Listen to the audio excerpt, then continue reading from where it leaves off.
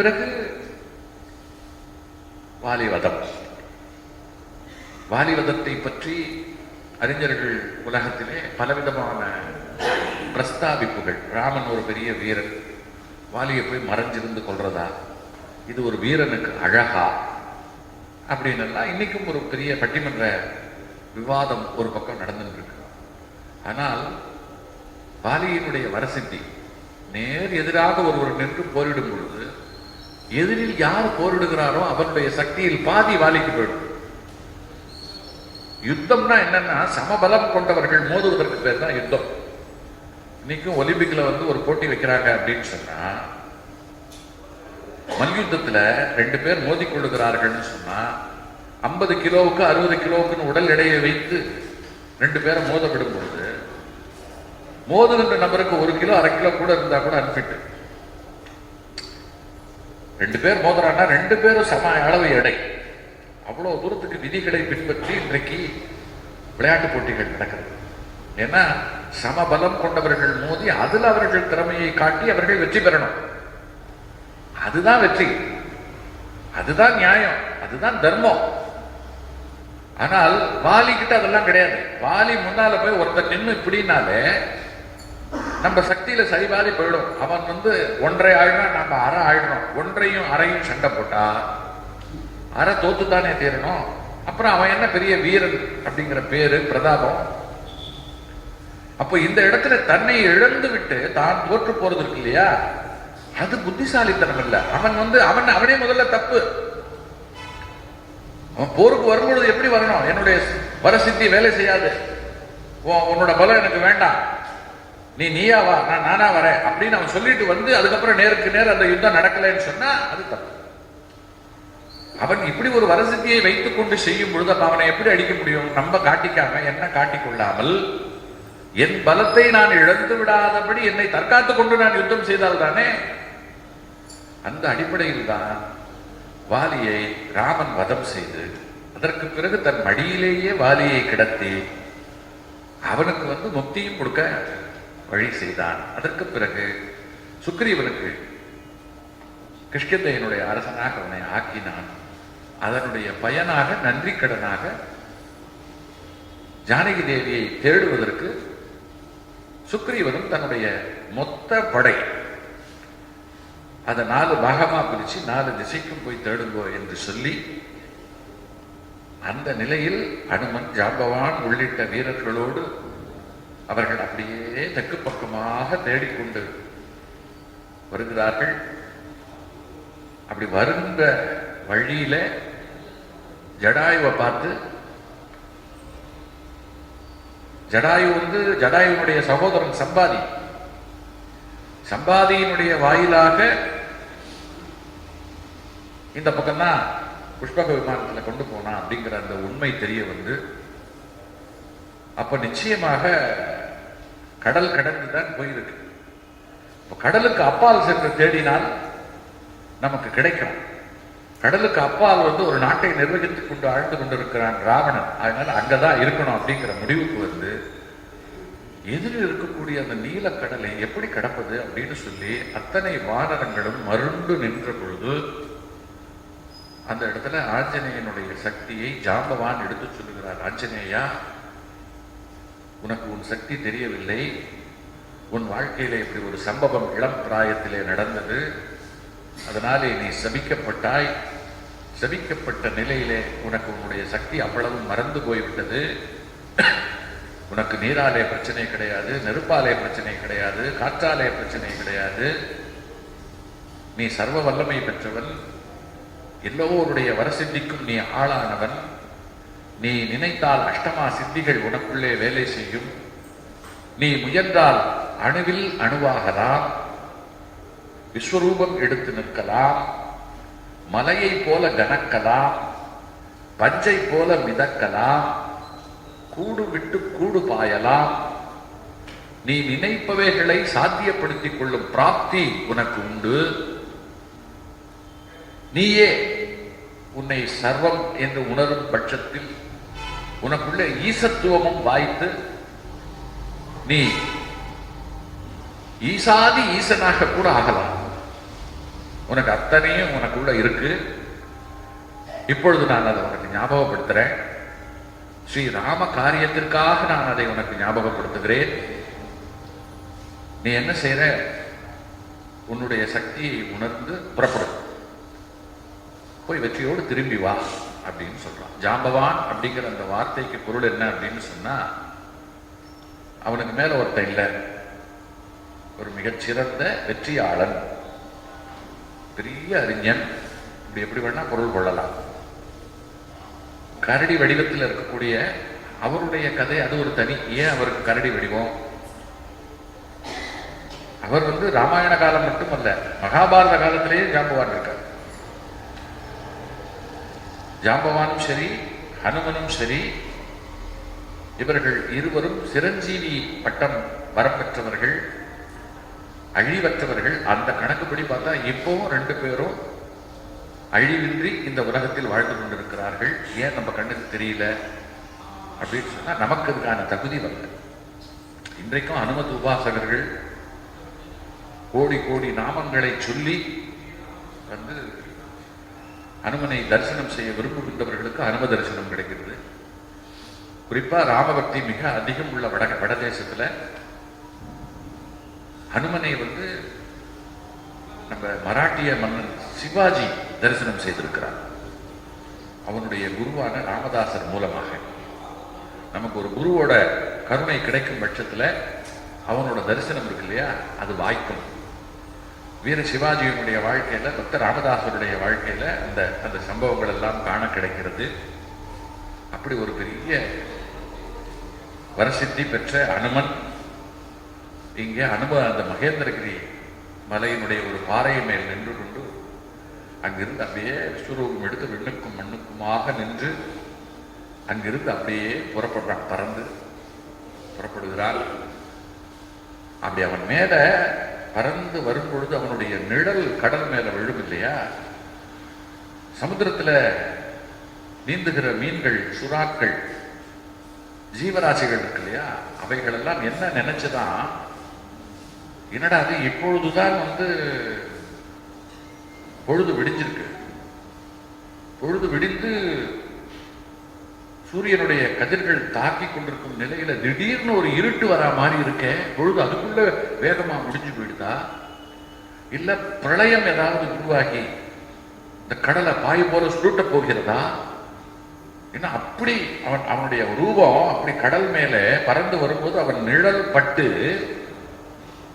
கடலுக்குள்ள இருக்கிற ஜீவராசிகளுக்குள்ளெல்லாம் இப்படி ஒரு எண்ணம் அப்படின்னு ஒரு கவிதானுபவத்தோடு கம்பரும் சரி, வால்மீகியும் சரி, பாடல்கள்ல தங்களுடைய கருத்தை சொல்லுகிறார்கள். அப்படி பறந்து வருகின்றவனுக்கு எப்பொழுதுமே ஒரு காரியத்துல இறக்கும் பொழுது அந்த காரியம் சுலபமா நடந்து முடிஞ்சிருச்சுன்னு சொன்னா அப்புறம் அந்த காரியத்துக்கு ஒரு பெருமையும் கிடையாது. சாதாரணமா ஒரு காய் வாங்க போகும்பொழுது கூட நமக்கு பல இடையூறுகள். பைய எடுத்துட்டு இப்படி வெளியில கிளம்பும் போது எதிர் வீட்டு மணி எங்க போற, காய் வாங்கறதுக்கா, அப்படியே எனக்கும் கொஞ்சம் வாங்கிட்டு வந்துடுறியான்னு ஒரு பைய கொடுத்து, என்னால முடியல, காலெல்லாம் ராத்திரி பூரா ஒரே குடைச்சல், நீ எப்ப போவேன்னு பார்த்துட்டே இருந்தேன் அப்படின்னு சொல்லும் பொழுது, நான் இருக்கும்போது உனக்கு எதுதான் குடையாது நம்ம மனசுக்குள்ள.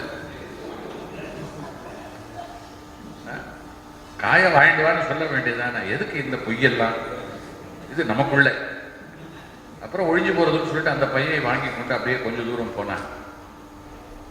எங்க கிளம்பிட்ட, காய் வாங்கவா அப்படின்னு கேட்டு இந்த பையை எடுத்துக்கிட்டு மார்க்கெட் போகும்போது, காய் வாங்க வேற என்ன, பெய் வாங்கவா போவோம். ஒன்றும் இல்லை, ஒரு சாதாரண ஒரு சிறு விஷயம். அதுல கூட நாம் நிறைய தடைகளை கடந்து டயத்துக்கு போனோம், வேலையை முடிச்சோம், வந்தோம் அப்படின்னு இல்லை. அப்போ தடைகள் அப்படிங்கிறது ஒரு காரியத்தில் வரும் பொழுதுதான் அதை நாம எப்படி வெற்றி கொள்றோம் அப்படிங்கிறதுல தான் அந்த காரியத்தினுடைய சிறப்பும் தெரிய வருகிறது, நம்முடைய பலம் வெளியில தெரிய வருகிறது. இங்கே அனுமன் அப்படி மேல பறந்து வரும் பொழுது அவனுக்கு தடைகள் ஆரம்பமாகிறது. உள்ளுக்குள்ள இருந்து ஒரு அரக்கி சமுத்திரத்துக்குள்ள இருந்து எழுந்திருக்கான். 4 காலம் நமக்கு யுகங்கள், திரேதாயுகம், துவாபர யுகம், இப்ப நடந்துட்டு இருக்கிறது கலியுகம், கிருத்த யுகம் அப்படின்னு 4 யுகம். ஒவ்வொரு யுகத்துக்கும் ஒருவித குணம், ஒருவித தன்மை. அந்த குணம், அந்த தன்மை ஒரு யுகத்து தன்மை இன்னொரு யுகத்துக்கு கிடையாது. ஒரு யுகத்தில் நடக்கின்ற சில விஷயங்கள் இருக்கு இல்லையா, அது இன்னொரு யுகத்துக்கு பொருந்தாது. கலியுகத்துல தன்மையே வேற. கலியுகத்துல யாரும் எதையும் நம்பக்கூடாது, அம்மா பிள்ளையே அடிச்சுக்கணும், காலம் க்ஷீணிச்சு ஒண்ணுமில்லாம முடிஞ்சு போறது அப்படிங்கிறது தான் கலியுகத்தினுடைய முடிவு. அப்போ கலியுகத்தினுடைய தன்மை நம்ப முடியாத ஒன்றாக, மோசமான ஒன்றை நோக்கித்தான் அது போகும். கலி புருஷனுடைய மந்திரிகள் யாருன்னு சொல்றா தெரியுமா? போட்டி, பொறாமை, எரிச்சல், இவெல்லாம் தான் கலிபுருஷனோட மந்திரிகளாம். அவனோட மந்திரிகளே இந்த லட்சணத்துல இருக்குன்னு சொன்னா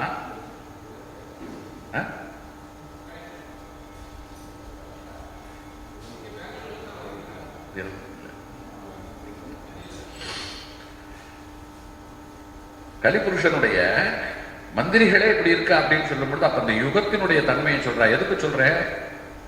ஆகாசத்துல பறக்க முடியுமா? அதுவும் சிறகிருந்து பறந்தால் சரி. அதுக்கப்புறம் இப்படி பறந்து செல்லும் பொழுது சிம்ஹிகைன்னு ஒரு அறைக்கு வெளியில வர, சுரசைன்னு ஒரு அறைக்கு வெளியில வர, மைனாகமலை அப்படின்னு சொல்லிட்டு ஒண்ணு வெளியில வருது. இவைகளெல்லாம் ஒரு தடையை ஏற்படுத்த பார்க்கிறது. கடலுக்குள்ள ஒரு சமுத்திரம் மூழ்கி ஒரு மலை இருக்குமா, அது மேல வருமா, அது என்ன பந்தா? இன்றைய அறிவியல் நம்மளை இந்த மாதிரி கேள்விகளை எல்லாம் கேட்க சொல்லும். இந்த விஷயத்தை ஃபேண்டசியாக நம்மளை நினைக்க வைக்கும். ஆனால் இதெல்லாம் நிறைய இப்ப நம்ம நிறைய புது புது விஷயங்களை கேள்விப்படும் பொழுது, பல புதிய அனுபவங்களை கேள்விப்படும் பொழுது, வரலாறெல்லாம் புராணங்கள் எல்லாம் பொய்யல்ல அப்படிங்கிற பல உண்மைகள் நமக்கு தெரிய வருகிறது. குறிப்பா ஏலியன்ஸ் அப்படின்னு சொல்லிட்டு விண்ணுக்கு அப்பால் பூமிக்கு அப்பாலும் மனிதர்கள், வினோதமான மனிதர்கள் வசிக்கிறார்கள், அவர்கள் பூமிக்கு வந்துட்டு போறாங்க அப்படிங்கிறதுக்கு மேல்நாடுகள்ல ஆராய்ச்சியும் தடயங்களும் அது சம்பந்தப்பட்ட விவாதங்களும் போட்டோக்களும் அது ஒரு பக்கம் வந்துதான் இருக்கு. எதுக்கு சொல்ல வரேன்? அனுமனுடைய பேராற்றல் ஒரு காரியத்திற்காக செல்லும் பொழுது அவனுக்கு எப்படி தடை வருகிறது, அந்த தடைகளை அவன் எப்படி வெற்றி கொள்ளுகிறான். ஒரே இலக்கு தான், ஒரே நோக்கு தான் அவனுக்கு. அவன் ஒரு முடிவு பண்ணிவிட்டான், நாம் ஒரு மிக அற்புதமான ஆத்மாவுக்கு கடப்பட்டு விட்டோம், கவரப்பட்டு விட்டோம். அந்த ஆத்மா இப்பொழுது, அந்த பரமாத்மா இப்பொழுது துக்கத்தில் இருக்கு. அந்த துக்கம் ஒரு நாடகம், அதெல்லாம் அப்புறம். இப்போ அந்த அந்த விஷயத்துல நாம வெற்றியை தவிர, நமக்கு அந்த இலக்கை தவிர வேறு எதுவுமே கிடையாது. ஆகையினால எப்பாடுபட்டாவது நாம சீதாதேவியை பார்த்து கண்டறிந்து அந்த துக்கத்தை நீக்கணும் அப்படின்னு ஒரே குறின்னு சொல்லுவா இல்லையா, அந்த ஒரே குறியாக அனுமனுடைய அந்த பயணம். அந்த பயணத்துல சுரசை எழுந்து நின்று தடுத்து நிறுத்துகிறாள். ரொம்ப புத்திசாலித்தனமா, என்ன நான் உன்னை விழுங்காம விடமாட்டேன் அப்படின்னு சொல்லும்போது, சரி விழுங்குன்னு சொல்லி அவள் வயிற்றுக்குள்ளே போய் வயிற்றை பிளந்து கொண்டு வெளியே வருகிறாள். ரெண்டு, ஒண்ணு அவளையும் திருப்திப்படுத்தின மாதிரி ஆச்சு, ரெண்டாவது அவளையும் அழிச்சா மாதிரி ஆச்சு. அதற்கடுத்து சிம்ஹிகை, அதாவது சிம்ஹிகை பற்றி சொல்லும் பொழுது நுட்ப கருத்து ஒண்ணு உண்டு. இப்போ உங்களை நான் பிடிக்கலாம், உங்க நிழலை என்னால பிடிக்க முடியுமா? நீங்க எவ்வளவு அழகா வேணா இருக்கலாம், கருப்பா இருக்கலாம், சிகப்பா இருக்கலாம், பல வண்ணத்துல ஆடை அணிந்திருக்கலாம், நீங்க எப்படி இருந்தாலும் உங்க நிழல் கருப்பா தான். அந்த நிழலை என்னால பிடிக்க முடியுமா? ஆனால் சிம்ஹிகை இருக்கா இல்லையா, அவன் நிழலையே பிடிக்கிற ஆற்றல் கொண்டவனா. அப்ப ஹனுமன் பறந்து வரும் பொழுது அவன் நிழல் வர்றது இல்லையா, அவன் நிழலை பிடிக்கும் பொழுது ஹனுமனையே பிடிக்க முடிந்தவளாக ஆகிறாள். ஆனால் இவன் என்ன பண்றான், அந்த காரியம் இவனுக்கு இப்போ ஜாம்பவானுடைய பலத்தை கூட சொல்லிட்டார். அதனால இவன் ஏற்கனவே லட்சுமணனால சொல்லின் செல்வன் விவேகன் அப்படின்னு சொல்லிட்டு பாராட்டப்பட்டவன். எந்த இடத்துல எப்படி நடந்துக்கணும், புத்தியை எப்படி பிரயோகப்படுத்தணும் அப்படிங்கிறதுல ரொம்ப நிதானமும் திட்பமும் உடையவர். அந்த ஆற்றலை எல்லாம் இந்த இடத்துல காட்டுறான். காட்டி சிங்கியை கொல்றான். அதற்கு பிறகு மைனாகமலை, இந்த மலை என்ன சொல்றது தெரியுமா, கொஞ்சம் என் மேல உட்காந்துட்டாவது போ அப்படின்னு சொல்றது, இடைப்பாரு அப்படின்னு சொல்றது. அப்ப அவன் என்ன சொல்றான், காரியமா போயிட்டு இருக்கேன், இங்க உட்கார்ந்து ஓய்வு எடுக்கிறதுக்கெல்லாம் நேரம் இல்லை, உன்னுடைய அன்புக்கு ரொம்ப நன்றி, நல்ல விதமா காரியம் முடிஞ்சு வரும்போது வேண்டுமானால் ஒரு ஆசையை நான் தீர்த்து வைக்கிறேன், நான் உட்கார்ந்துட்டு போறேன், இப்ப என்னால முடியாது அப்படிங்கிறான். இதெல்லாம் மேலோட்டமாக பார்க்கும் பொழுது ஒரு கோணமா தெரியும். இன்னொரு விதத்துல எப்படின்னு சொன்னா, உன்னையே விழுங்குகின்ற துன்பம் ஒரு காரியத்தில் நீ ஈடுபடும் பொழுது வரும். ஆனால் உன்னிடம் ராமன் எண்ணமோ ராம நோக்கோ இருந்ததுன்னு சொன்னா, நீ அந்த உன்னை விழுங்குகிற பிரச்சனையினுடைய வயிற்றையே கிழித்து கொண்டு வெளியே வந்து விடலாம் அப்படிங்கிறது தான் சுரசையினுடைய வாயிலாக நமக்கு வருகிற செய்தி. அதே போல உன்னை பிடிக்கணும்னு இல்லை, ஒரு நிழல்னா யாரு, இப்ப நிழல் மனிதர்கள்னு சொல்றோம் இல்லையா, உன்னை சார்ந்தவர்களை பிடித்து உன்னை பிடிக்கிறதுன்னு ஒண்ணு இருக்கு. அப்படிப்பட்ட துன்பங்கள் வந்தாலும் கூட நீ உனக்குள்ள ராமன் இருக்கா, ராம காரியம் உனக்குள்ள இருக்கு அப்படின்னு சொன்னா உன்னை யாராலும் வெல்ல முடியாது. இப்படிப்பட்ட உனக்கு உதவிகளும் கிடைக்கும். எப்படி, மூழ்கி கிடக்கிற சமுத்திரத்திற்குள்ளே இருந்து ஒரு மலை மேல கிளம்பி வருது இல்லையா, அதை உன்னால நினைச்சு பார்க்க முடியுதா? நினைச்சு பார்க்க முடியாத ஒரு பெரிய சப்போர்ட் தானே அது. அதனால உனக்கு நல்ல உயர்ந்த நோக்கமும் உனக்குள்ளே ஸ்ரீராம பக்தியும் அந்த சிந்தனையும் உனக்கு இருக்கும் பட்சத்தில் இந்த உதவிகள் எல்லாமும் உனக்கு கிடைக்கும். மகா பெரியவர்கிட்ட ஒரு பெண்மணி வந்து தன்னுடைய கஷ்டத்தை சொல்லி அழறா. வழக்கம் போல குடும்ப கஷ்டம், மாமியார் பாடாப்படுத்துறா, சரியா புரிஞ்சுக்கிறது இல்லை. புருஷன்கிட்ட சொன்னா அவனும் அட்ஜஸ்ட் பண்ணிட்டு போன்னு சொல்றானே தவிர துளி கூட சப்போர்ட்டா இல்லை.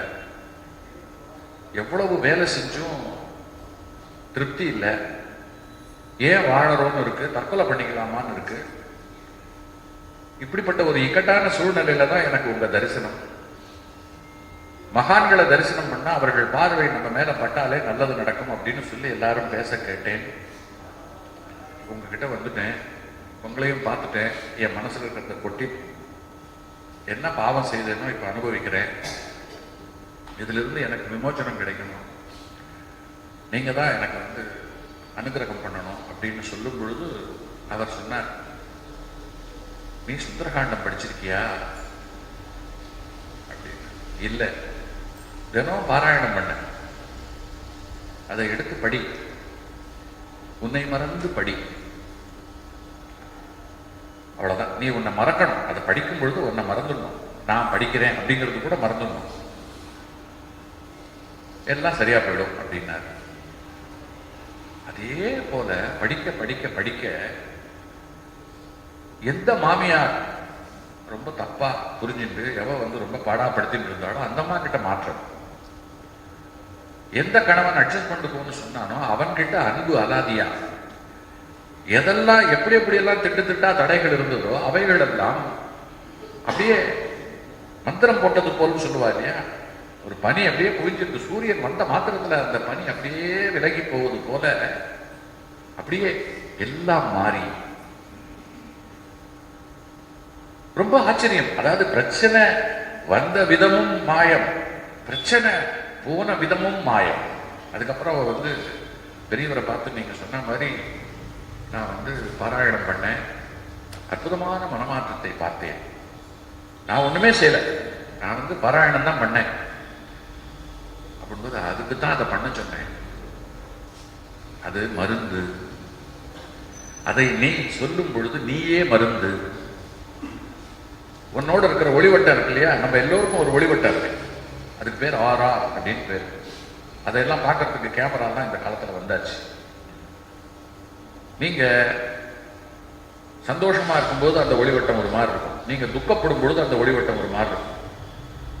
கோயிலுக்கு போயிட்டு வரும்பொழுது அந்த ஒளிவட்டம் இருக்கு இல்லையா, அதுல பிரகாசம். நல்ல மனிதர்களை சந்திக்கும் போது இது இது வந்து விஞ்ஞானம், நான் சொல்றது வந்து விஞ்ஞானம், கருவிகள் வழியாக பார்க்க முடிந்த உண்மை.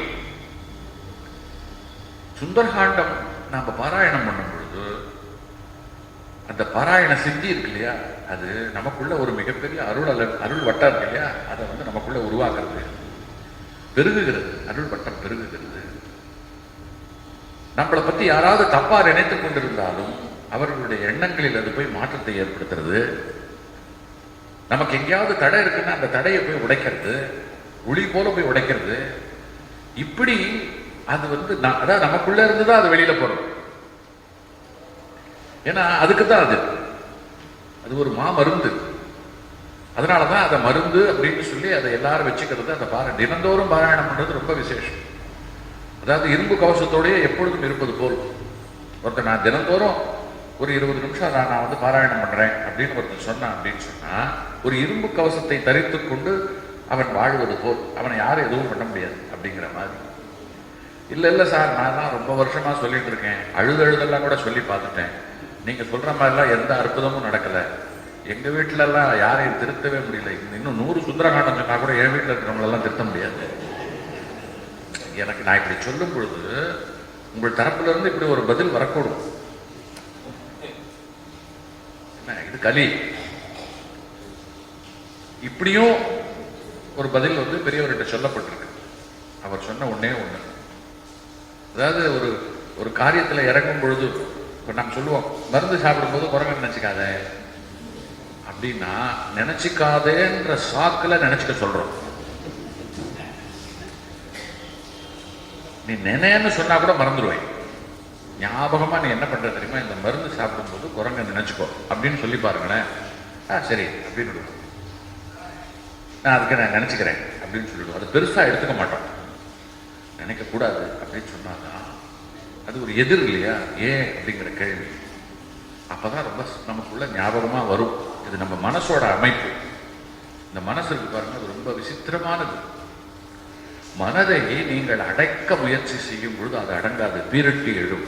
அறிய முயற்சி செய்யும் போது அடங்கிடும். நீங்க அதை அடக்க முயற்சி செய்தால் அது அடங்காது. அறிய முயற்சி செய்யுங்கள். என் மனசு எப்படிப்பட்டதுன்னு அறிய முயற்சி செய்யுங்கள், அது அடங்கிடும். இது மனம் சார்ந்த ஒரு விஷயம். பக்தியோட ஒரு காரியத்தை செய்யல அப்படின்னு சொன்னா வெறுமை செஞ்ச மாதிரி. ஒரு பெரிய பாத்திரம் மூடி இருக்கு, சமுத்திரத்துல விழுந்துருது. சமுத்திரம் வந்து ஏகப்பட்ட ஆழம், அந்த ஆழம் அடியில போயிடுது. அப்ப நமக்கெல்லாம் என்ன தோணும், அந்த பாத்திரம் நிச்சயமா மூழ்கி இருக்கும், பாத்திரத்துக்குள்ள தண்ணி மூழ்கி இருக்கும் தானே நாம நினைப்போம். ஆனா மூடின பாத்திரம் எவ்வளவு ஆழத்துல விழுந்தாலும் அதுக்குள்ள ஒரு சொட்டு தண்ணி கூட நுழையாது இல்லையா. அந்த பாத்திரத்தை நீங்க வெளியில எடுத்து பார்த்தா அதுக்கு சமுத்திரத்திலேயே விழுந்தாலும் ஒரு சொட்டு தண்ணி அதுக்குள்ள இறங்கி இருக்காது. அது போல நாம நம்மளுடைய நன்மை, நம்மளோட நலன், சுயநலம், அப்புறம் பேராசை, அப்ப என்ன நம்ம கேட்கிறோங்கிறது நமக்குள்ள ஒரு தெளிவு இல்லாம அடுத்தவா கஷ்டப்படணும். இப்போ வந்து எனக்கு ஒருத்தர் பிடிக்கல, அவ நாசமா போகணும், அதுக்காக சுந்தரகாண்டம் பாராயணம் பண்றேன். என் மாமியார் சீக்கிரம் சாகணும், அதுக்காக நான் பாராயணம் பண்றேன். இப்படி நம்மளுடைய நோக்கங்கள்ல பழுதை வைத்துக் கொண்டு இதை நாம செய்யும் பொழுது அது இந்த மூடின பாத்திரம் கடலுக்குள்ள விழுந்த மாதிரி தான். அதே கரையில பாருங்களேன், கடற்கரையில கிளிஞ்சல்கள் அப்படி திறந்த நிலையில கிடக்கும். மழை பெஞ்சிட்டு போய் பாத்தீங்கன்னா அந்த கிளிஞ்சல்ல ஜலம்.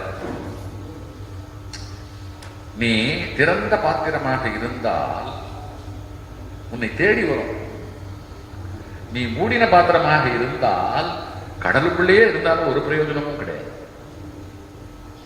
அதனால நான் பாராயணம் பண்றேன், நான் சொல்றேன் அப்படிங்கிறத விட ரொம்ப முக்கியம் பக்தி பாவனை.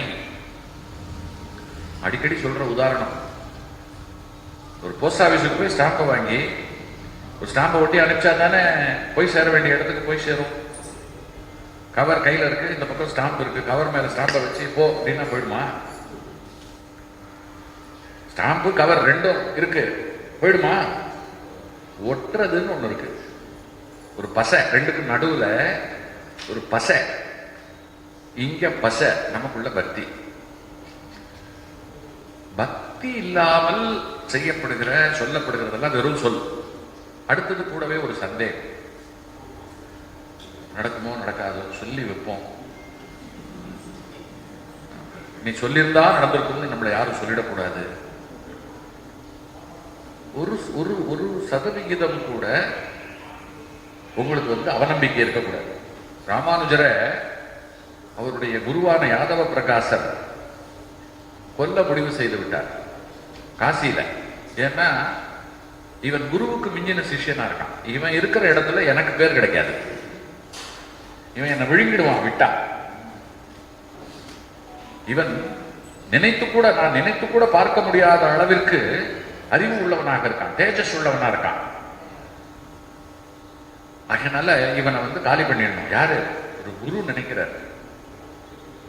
அப்புறம் அவர் என்ன பண்றாருன்னா, காலி பண்ணணும்னாக்கா அவர் கத்தி எடுத்து குத்தினால் அப்புறம் அவருக்கு எங்க இருக்கு மதிப்பு? காலி பண்றது தெரியாம காலி பண்ணணும். அதனால காசிக்கு போகும்போது கங்கையில குளிக்கும் பொழுது அமைக்கி கொன்றுவோம், வெள்ளம் கொண்டு போயிடுதுன்னு சொல்லி சமாளிச்சுடலாம் அப்படின்னு திட்டம். அது இறை சித்தம் ராமானுஜருக்கு தெரிந்து போயிடும். ராமானுஜரோட அவருடைய சகோதரன், ஒன்று விட்ட சகோதரன் கோவிந்தன், அந்த சகோதரன் காதல விழுந்துடுறது அந்த திட்டம். ஓடி ராமானுஜர்கிட்ட சொல்றான், ராமானுஜா இந்த மாதிரி ஒரு ஏற்பாடு, நீ இங்க இருந்தேன்னு வச்சுக்கோயேன், அவர் நிச்சயமா ஏதாவது நடந்துடும். எனக்கு எங்க இருந்தாலும் நீ உயிரோடு இருக்கேங்கிறதே பெருசு. ஆகினால நீ முதல்ல இந்த காசியில இங்கிருந்து தப்பிச்சு ஓடி போயிடு. கேட்டா நான் உன்னை காணணும், இல்ல ஆறு உன்னை கொண்டு போயிடுத்துனே கூட நான் சொல்லிட்டு போறேன், அவருக்கு ரொம்ப திருப்தி ஆயிடும் அப்படின்னு சொல்லி நிர்கதியாக காசியில ராமானுஜனை விட்டு விட்டு போயாச்சு. இப்ப ராமானுஜர் கூட்டத்தில் போய் சேர முடியாது, சேர்ந்தால் கொல்லப்படுவார். இங்க நிறைய கேள்வி கேட்கலாம், என்ன கொல்லணும் முடிவு பண்ணிருக்கலாமே அப்படின்னு போய் எதிர்த்து சண்டையெல்லாம் போட்டிருக்கலாமே, இவர் அதெல்லாம் ஏன் செய்யல, இதெல்லாம் என்ன கதை அப்படின்னு. நமக்கு விஷயம் இதுதான், அவருக்கு காசியில இப்படி ஒரு ஆபத்து. அவர் என்ன பண்றாரு, அந்த ஆபத்தில் இருந்து தப்பி அங்கிருந்து காஞ்சிபுரத்துக்கு திரும்ப வரணும். ஏன்னா அதுதான் அவரோட ஊர், வந்தாகணும். காசி எங்க இருக்கு, காஞ்சிபுரம் எங்க இருக்கு யோசி. யாதவ பிரகாசரோட காசிக்கு போகும்போதே 3 மாசம் ஆச்சு நடந்து போறது. இது இந்த காலமா பிளைட்ல ஏறி போய் சல்லுன்னு இறங்குறதுக்கு, இல்ல ஒரு ரயில்ல ஏறி 2 நாள்ல போய் இறங்குறதுக்கு, இல்ல 4 வழி சாலையா, கைகாட்டி மரமா, வழிகாட்டுறதுக்கு, கூகுளா கூட்டவே தூக்கி போய் விடுறதுக்கு. முதல்ல இப்படிப்பட்ட போக்கே கிடையாது, மண் சாலை கூட கிடையாது. வழிபோக்கன், வழிகாட்டி, ஏதாவது ஊருக்கு கூட்டின்னு போறதுக்குன்னே ஒருத்தர் இருப்பான், அவனுக்கு போய் போய் பழக்கம். ஒரு ஊர்ல இருந்து இன்னொரு ஊருக்கு போனோம் அப்படின்னு சொன்னா, இப்ப எப்படி நம்ம ரிக்ஷா எல்லாம் இருக்கு இல்லையா, அது ஆட்டோ ரிக்ஷா, ஆள் சேர்ந்த பிறகுதானே எடுப்பான் வண்டியை, டுரு டுரு டுரு டுருன்னு சுத்தி சுத்தி வருவா இல்லையா. அந்த மாதிரி அந்த காலத்துல இப்ப திருச்சியில இருந்து ஒருத்தர் திருச்சியில இருந்து சேலத்துக்கு போனோம், காஞ்சிபுரம் போனோம் அப்படின்னு சொன்னா, ஒரு 50 பேர் சேர்ந்த உடனே அந்த 50 பேரை கூட்டிட்டு முன்னாடி பாட்டு பாடிட்டே நடந்து போவான். அவன் பின்னாடியே போனா ஊருக்கு கொண்டு போய் விட்டுருவான். அவனுக்கு இத்தனை பொண்ணுன்னு காசு கொடுப்பான் இல்லையா. தசை தெரியாம எங்கேயோ போயிடுவேன். உங்ககிட்ட என்ன கை காட்டியா இருக்கு? எந்த காலம் நான் சொல்றது மிகச்சரியா 1003 வருஷத்துக்கு முன்னால. ராமானுஜர் காலம் 1117, இன்னைக்கு 2020, 1003 வருஷத்துக்கு முன்னால நடக்கிற நான் விஷயத்தை சொல்றேன் நான். அப்போ காஞ்சிபுரத்திலிருந்து காசிக்கு அவர் வரணுமே, யார் கொண்டு வந்து விடுவா? அவருக்கு தெரிஞ்சதெல்லாம் பக்தி ஒண்ணுதான். அவருக்கு காஞ்சிபுரத்துல எம்பெருமான தெரியும், பிராட்டிய தெரியும், வேற எதையும் தெரியாது. ஒரு இம்மி அளவு கூட பயமோ, இம்மி அளவு கூட அவநம்பிக்கையோ இல்லாமல், எம்பெருமானே பிராட்டியே என்னை இந்த இடத்தில் இப்படி நிற்கச் செய்தது எதுவாக வேண்டுமானாலும் இருக்கட்டும், அது என்னுடைய விதி. ஆனா நான் உங்களை சரண் புகுந்தவன், உங்க திருவடிகளை நான் பிடிச்சுட்டேன், என்ன நான் உங்ககிட்ட தூக்கி கொடுத்தாச்சு, நான் என்ன உங்ககிட்ட ஒப்படைச்சிட்டேன். அதனால நான் உங்க ப்ராப்பர்ட்டி. இந்த ப்ராப்பர்ட்டியா நீடிக்கிறதும் அல்லது நாசமா போறதும் என் சித்தம் அல்ல, அது உங்களோட பிரியம், அது உங்களோட விருப்பம் அப்படின்னு மெய்யுருக துளி கூட கலங்காமல் அவர் பிரார்த்தனை செய்த பொழுது, வேடுவன் வேடுவச்சி வடிவில் எம்பிரானும் பிராட்டியும் வந்து, வா நாங்க வழிகாட்டுறோம் அப்படின்னு சொல்லி கூட்டிக் கொண்டு போய் விடிஞ்சு பார்த்தா காஞ்சிபுரத்துல என்ட்ரி ஆயிடுச்சு. ஒரு ராத்திரி பயணத்துல காத்தால கொண்டு வந்து விட்டாச்சு. அப்படி விட்டுட்டு எனக்கு குடிக்க ஜலம் வேணும்னு கேட்கும்பொழுது அங்க தெருவில் இருக்கக்கூடிய ஒரு கிணறு இருக்குல்லையே, அங்க போய் ஜலத்தை எடுத்துட்டு வந்தா 2 பேரையும் காணோம். வரதராஜர் சன்னதியில என்ன திவ்ய வாசம் அடிக்குமோ அந்த வாசனை அந்த இடத்துல அடிக்குமோ. அவருக்கு வந்து அப்பதான் தெரிஞ்சது வந்தது பெருமானும் பிராட்டியும் தன் பக்தியின் பொருட்டு தன்னை காப்பாற்றி தன்னை கொண்டு வந்து சேர்த்திருக்கார். அப்படி ஜலம் கேட்டிருக்கா. ஜலம் கேட்டதை அவர் எப்படி எடுத்துட்டார் தெரியுமா? இனிமே எனக்கான திருமஞ்சனம் உன்னால நடக்கட்டும்னு அவர் சொன்னதாக நினைத்துக் கொண்டு தினந்தோறும் அந்த கிணற்றிலிருந்து ஜலத்தை எடுத்து தூக்கி கொண்டு போய் கொடுத்து திருமஞ்சன காரியத்திற்கு கைங்கரியம் செய்கிறவராக தன்னை அவர் ஆக்கி கொண்டார். அவருக்கு துளி கூட சந்தேகமே இல்லாத எம்மியோ இல்லாத ஒரு பக்தி இருந்த காரணத்தினாலே எம்பிரான் பிராட்டியே வந்த ஒரு நூலளவு சக்தி உங்களுக்கு வந்து பக்தி இல்லாம போனாலும் அதனால பிரயோஜனம் இல்லை. இதே காசியை மையமா வச்சு ஒரு கதை உண்டு. பார்வதி பரமேஸ்வரன் கிட்ட கேட்கிறா, கங்கையில மூழ்கினா எல்லாருக்கும் எல்லா பாவமும் போயிடும். எல்லா பாவமும் போயாச்சுன்னு சொன்னா சந்தோஷம் தான். ஆனா பூலகத்துல யாருக்கிட்டையும் சந்தோஷமே இல்லையே. சன்னதிக்கு சன்னதி ஒரே புலம்பலா இருக்க, ஒரே கோரிக்கையா இருக்க, வேதனையும் வருத்தமும் தானே சன்னதியில இருக்கு. இது எந்த வகையில சரி? எனக்கு ஒன்றும் புரியல. இதுதான் கலியுகத்தினுடைய லட்சணமா அப்படின்னு கேட்கும் பொழுது, வா உனக்கு நான் விடைய சொல்றேன் அப்படின்னு சொல்லிட்டு பூகுலகத்துக்கு பார்வனும் பரமேஸ்வரியும் பார்வனும் வந்து அந்த கங்கைக்கு போகிற பாதை இருக்கு இல்லையா, அந்த பாதையில பரமேஸ்வரன் தன்னை ஒரு தொழுநோயாளியா ஆக்கிட்டு சுருண்டு படுத்துடுறான். பார்வதி ஒரு கிழவியா மாறி நிற்கிறா. போற வர்ற அத்தனை பேரையும் பார்த்து, யாராவது வாங்கோ, நாங்க கங்கையில நீராடி எங்க பாவத்தை போக்கிக்கிறதுக்காக வந்தோம். என் கணவரால நடக்க முடியல, அவரை கொஞ்சம் தொட்டு தூக்கி கொண்டு வந்து கங்கை கரையில விடுங்கோ அப்படின்னு சொல்லிட்டு பிரார்த்தனை பண்ணிக்கிறா. போறவா வர்றவா எல்லாம் வரா. சும்மா சொல்லல, கையில ஒரு 1000 பொண்ணை வச்சுட்டு இருக்கா. அந்த 1000 பொண்ணை தூக்கிட்டு வரவனுக்கு அந்த பொண்ணுன்னு அவன் ஓடி வரான் தூக்குறேன்னு சொல்லிட்டு. அப்ப சொல்றான், இந்த பொண்ணை நான் வந்து தூக்குறதுக்காக மட்டும் கொடுக்கல, இவரை யார் தொட்டு தூக்குறாளோ இவரோட பாவம் பூரா அவளுக்கு போயிடும், அதுக்காக தான் நான் இதை கொடுக்குறேன் அப்படின்னு சொன்ன உடனே, நல்ல வேலை முன்னாடியே சொன்னேன் அப்படின்னு சொல்லிட்டு பொத்துன்னு போட்டுட்டு அவன் போறான். காத்தால இருந்து சாயங்காலம் வரலும் கிட்ட வர வேண்டியது, இவன் இதை சொல்ல வேண்டியது, ஓடிட வேண்டியது. கடைசியில் அந்த ஊர்லயே ஒருத்தர் ஒரு பெரிய திருட நம்ம முழிச்சுட்டு இருக்கும்போது நம்ம கண்ணை திருடிடுவான். அப்படிப்பட்ட ஒரு திருடன். அவன் ஒரு முனிவரை சந்திக்கிறான். அந்த முனிவர் சொல்றார், என்ன திருடா திருடின? நீ திருடுற பொருள்லாம் இந்த பூமியை என்னால எடுத்துட்டு போக முடியுமா? எத்தனை பேர் இந்த கங்கை கரையில சாகரா பாக்குறல்ல, இவா எப்படி வாழ்ந்தா? கடைசியில எல்லாம் பிடி சாம்பல். இதை பார்த்துமா உனக்கு புத்தி வரல? இந்த களவெல்லாம் உனக்கு தேவையா? நீ கருணைக்கு ஆளாக அப்படின்னும் போது, நான் பெரிய பாவி ஆயிட்டேன், இனிமே நான் வந்து திரும்பி என்ன பிரயோஜனம்? எனக்கு என்ன சொர்க்கத்துல கதவா கிடைக்க போறது? நான் இப்படியே இருந்துடுறேன்னு போது, படுபாவி, உன்னை போன்றவர்களை எல்லாம் ரட்சிப்பதற்கு தானே நான் கங்கை ஓடிக்கொண்டிருக்கிறாள். நீ வருந்தி திருந்தி கங்கையில மூழ்கு, உன் பாவம் அவ்வளவும் போயிடும். அதற்கு பிறகு நீ புது மனிதன். அதற்கு பிறகு சிறு தப்பு கூட செய்யாமல் வாழு. நல்ல காரியங்கள் நிறைய செய். நீ செய்த பாவங்களுக்கு அது பிராயச்சித்தமா மாறிடும். உனக்கு மோட்ச கதி நிச்சயம் அப்படின்னு சொல்றான். அதை கேட்டுட்டு அந்த திருடன் வரான். வந்தவன் இப்ப பாக்குறான். வந்தவன் கிட்ட வரவும் பார்வதி சொல்றா, சொன்ன உடனே தூக்கிக்கிறான். பணத்தை கொடுத்த உடனே, எனக்கு பணம்லாம் வேண்டாம், பொண்ணெல்லாம் வேண்டாம், நீயே வச்சுக்கோங்கிறான். என்னப்பா, என் கணவரோட பாவம் உனக்கு வந்துடும் சொன்னேன், உனக்கு பயமா இல்லையா அப்படின்னு கேட்கும் பொழுது அப்ப சொல்றான், இவரோட பாவம் மட்டும் இல்ல, உங்க பாவம் இருந்தா அதையும் கொடுங்க. இதோ போராட்ட வர்றாங்க இல்லையா, இவங்க எல்லாம் பாவம் கொடுக்கட்டும், எல்லாருடைய பாவத்தையும் நான் வாங்கிக்கிறதுக்கு தயாரா இருக்கேன் அப்படின்றான். எப்படிப்பா உனக்கு இவ்வளவு தைரியம் அப்படின்போது, என்ன பேசுறீங்க நீங்க? அதோட போய் மூழ்கினா எல்லா பாவமும் தான் கங்கை கொண்டு போயிட போறாளே, அப்புறம் எனக்கு என்ன கவலை? அப்பதான் பார்வதிக்கு தெரிஞ்சுதான், 1000த்துல ஒருத்தன் தான் நம்பிக்கை வைக்கிறான், மீதி அத்தனை பேரும் நம்பிக்கை வைப்பது போல் நம்பிக்கை வைக்க முடியாமல் தவிப்பவர்கள். குளிச்சா பாவம் போகும்னா, குளிச்சா போற அளவுக்கா நம்ம பாவம்லாம் பண்ணிருக்கோம்? குளிச்சா அழுக்கு போகும்.